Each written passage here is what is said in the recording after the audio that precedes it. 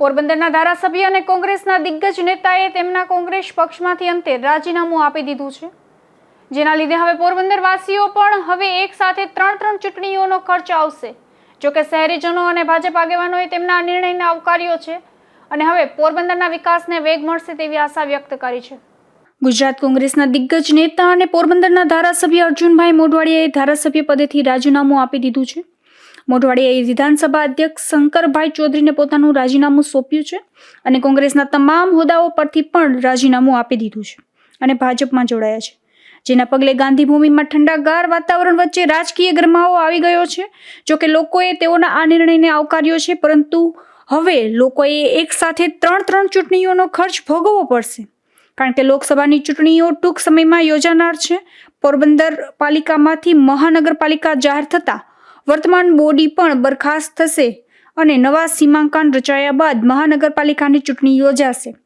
હવે મોઢવાડિયાએ રાજીનામું આપતા આગામી સમયમાં વિધાનસભાની પેટા ચૂંટણી પણ યોજાશે। આમ પોરબંદર જિલ્લામાં ચૂંટણીઓની મોસમ ખીલશે।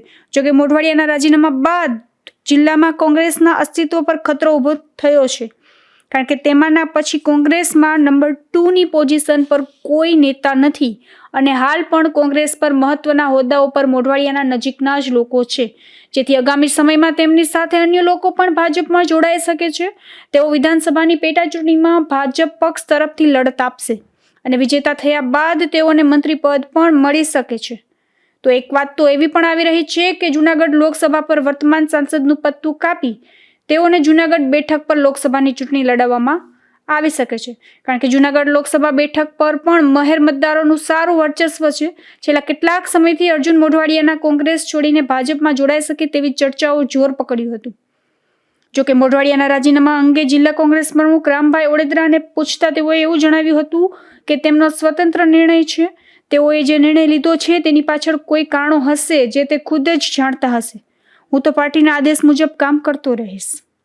નિપુલ પોપટ, ગુજરાત ન્યૂઝ, પોરબંદર।